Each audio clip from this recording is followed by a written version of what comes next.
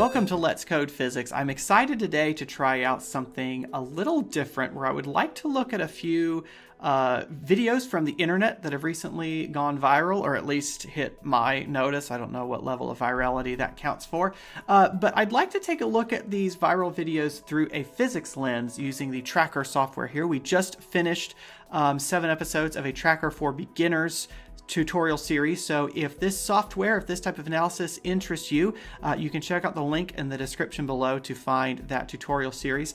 This is something I would like to do regularly on this channel, so I've made it a Patreon goal. So once the Let's Code Physics Patreon reaches $100 a month, I'll start doing one of these videos each month. And then as the support continues, I'll continue to increase the frequency of this type of video until we reach a point where this type of video, this tracker analysis on the internet, becomes a regular feature, a weekly additional video on Let's Code Physics. So if you like what you see here, check out the Patreon link in the description below.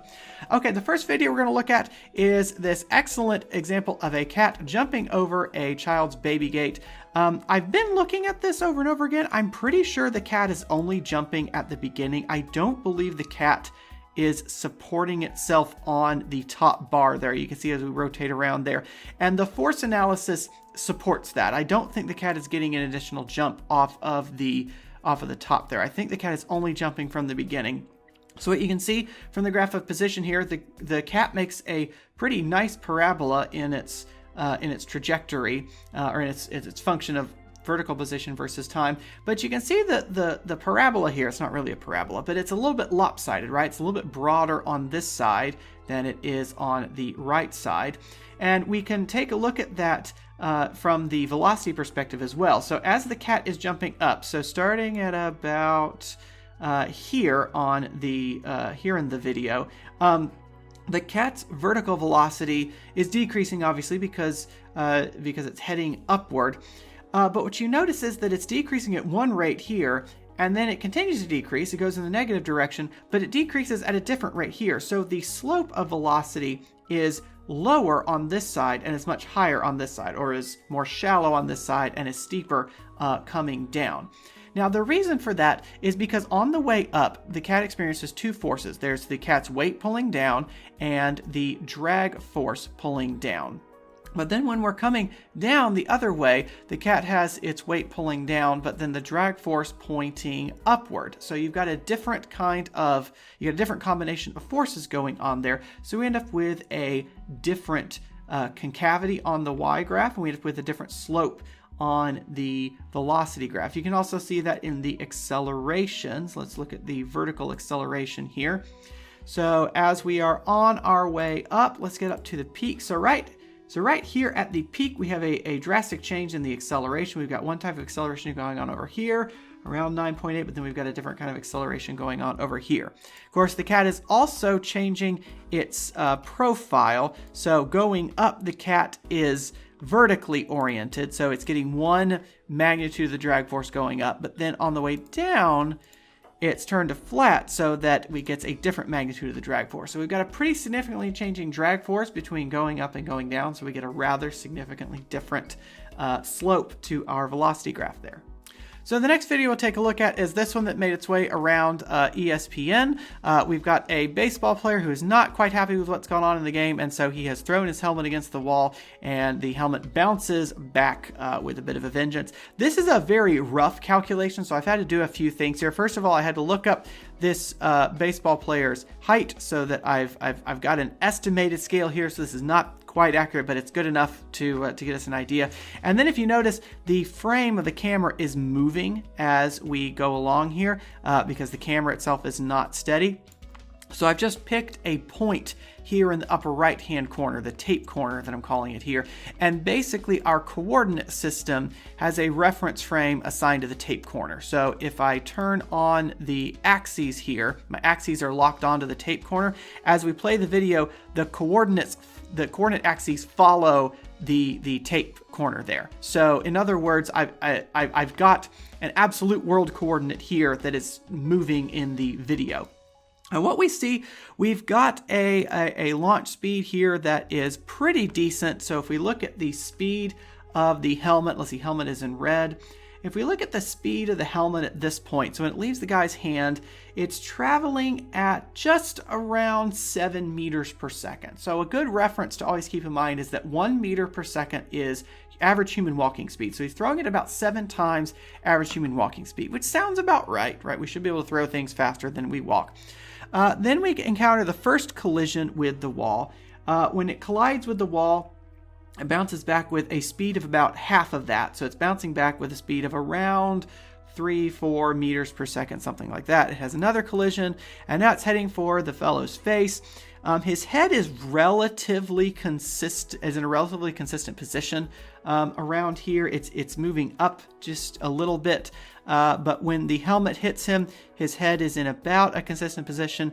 Now, I've had to do a little bit of guesswork at this point. I had to track the helmet manually because obviously the thing is, rotating, spinning around, so tracker couldn't auto-track it. But I've done my best to track this thing manually. I think right about here is where it strikes him in the face. So if we look at the velocity at this point, let's see, we're looking at the velocity magnitude of the helmet. It's just about 1 to 2 meters per second. It might be a little bit higher based on my guesstimation there, but it should be around 1 meter per second. So even though it leaves his hand at about 7 times walking speed, it's striking him at about walking speed. Now, of course, it's still a massive helmet, so it's still a not quite pleasant collision. You can see his head recoil there. You can see his head velocity spike up here after the collision. But it's only striking at about 1 to 2 meters per second, so right around walking speed.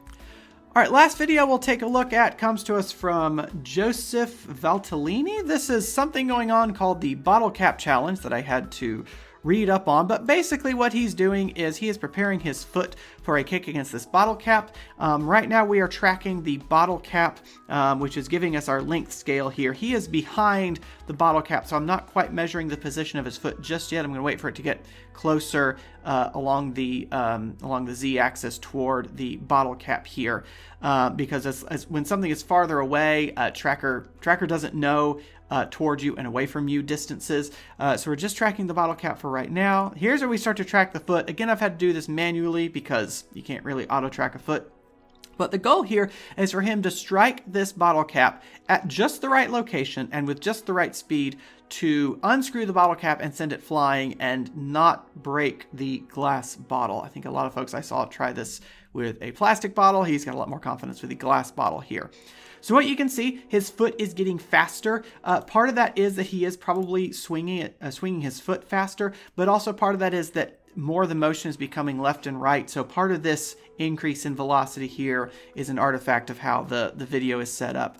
So we've got this coming this way, and right about here, we reach the point of contact with the Bottlecap. That's also where our measured velocity is a maximum. So he's striking that Bottlecap with about a speed of 2 meters per second. So about 2 times walking speed. And that seems to work out well. Then we'll watch the Bottlecap fly up.